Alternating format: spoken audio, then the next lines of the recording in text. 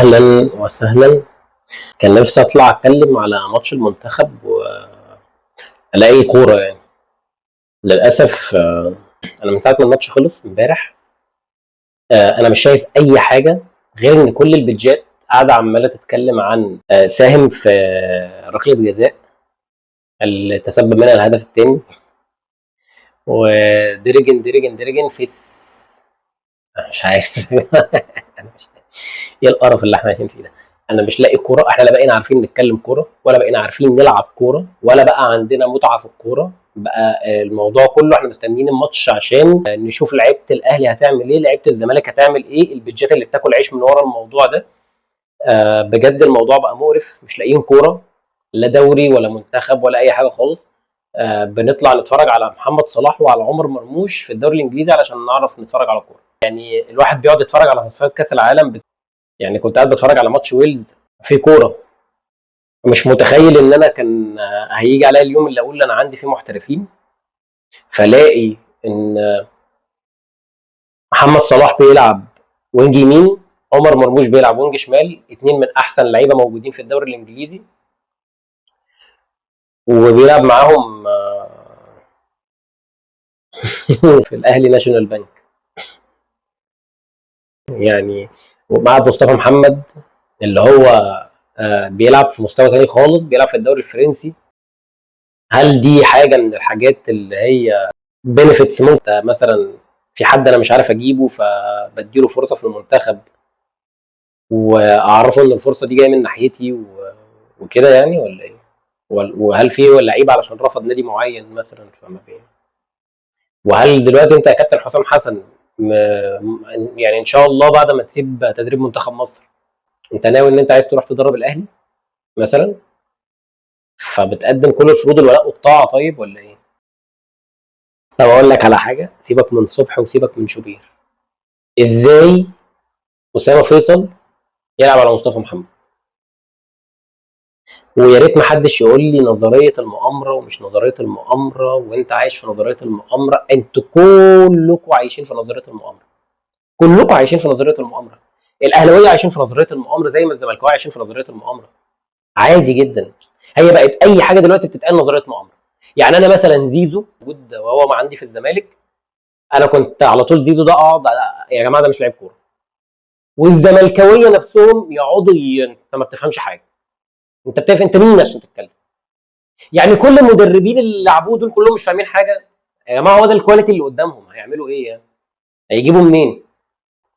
راح الاهلي، فبقيت اقول الحمد لله ان زيزو راح الاهلي. انا في لعيبه كده كنت بفرح لما تروح الاهلي، صبري رحيل مثلا فرحت جدا لما راح الاهلي، زيزو لما راح الاهلي انا فرحت جدا. حلو، انا بالنسبه لي كويس ان هو مشي من الزمالك. فيجي الاهلاويه يقول لك طبعا ما اصل الموضوع تقيل عليك قوي ان هو يا باشا. انا ما بقتش ملاحقها والله، من زملكاويه واهلاويه. انا مش هنتقد لعيب بعينه، منتخب كله وحش، منتخب شكله وحش قوي. حسام حسن، يا حسام يا حسن، لما يبقى عندك لعيبه ما بتبقاش محتاج حته ان انا اعتمد على الحماس بس. معاك صلاح ومعاك مرموش، مش عارف تعمل خطه تستفيد بالاثنين دول. يعني احنا كل اللي عملناه ايه امبارح؟ احنا ما عملناش ولا اي حاجه، لا جمله، مفيش جمله. هجمات مثلا كلها حاجات ان انت تقطع الكره وتروح من الضغط اللي هو اللي قدام، لان هم اصلا ما بيعرفوش يباصوا من كميه ميس باص مرعبه في خط دفاعهم. فانت بتستغل الحاجات دي وما بتجيبهاش جول. شفت المصيبه؟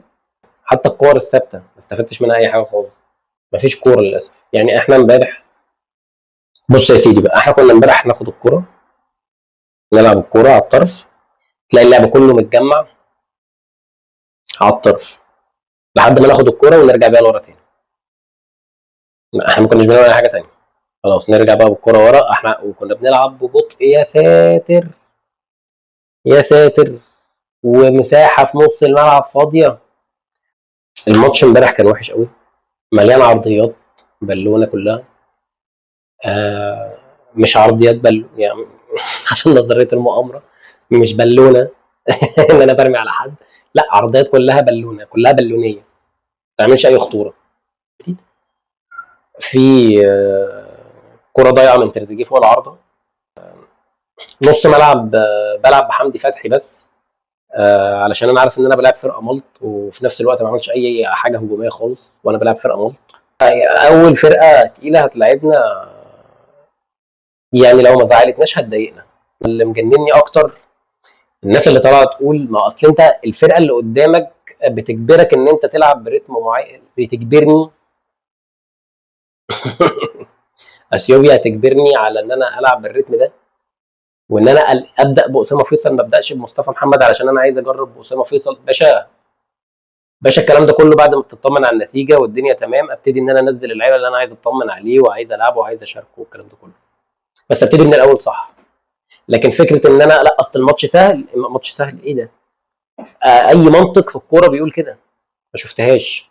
شفتش فريق محترم بيقول اصل ده ماتش سهل الا بقى لو انت بتلعب فرقه درجه ثالثه درجه رابعه، اللي هم بيخرجونا من الكاس دول عارفينهم. حاجه يعني انا ما شفتش في حياتي ثقافه كوره كده بصراحه زي اللي موجوده دلوقتي في مصر. الموضوع بقى معتمد اكتر على التحفيل. ابننا الاهلاوي اللي مشرف مصر، ابننا الزملكاوي اللي مشرف مصر، وصفحات عماله تستفيد من الموضوع. كل ناس اكل عيشها كده، ناس اكل عيشها الجمهور. اصل انا اتعرض عليا حاجات ان انا اخش اعمل فيديوهات وبتاع بفلوس ودعم وبتاع ومش عارف ايه، وخش هاجم، بس هاجم بقى هاجم. ايه ده يا جماعه؟ يا جماعه احنا انا طالع اتكلم كوره، انا مش حابب ان انا اطلع اقعد احفل. شوف بص زيزو، واجيب بقى لقطات زيزو في الماتش. لا ما إيه استفدت انا ايه؟ انا استفدت ايه من كميه الصفحات اللي داخله عماله بتتكلمش غير ان ابننا زيزو عمل ساهم في ضربه جزاء، والزملكاويه درجن درجن درجن فس. انا مش عارف. اه تعبت منكم والله. آه، اقابلكم في ماتش احسن من كده ان شاء الله.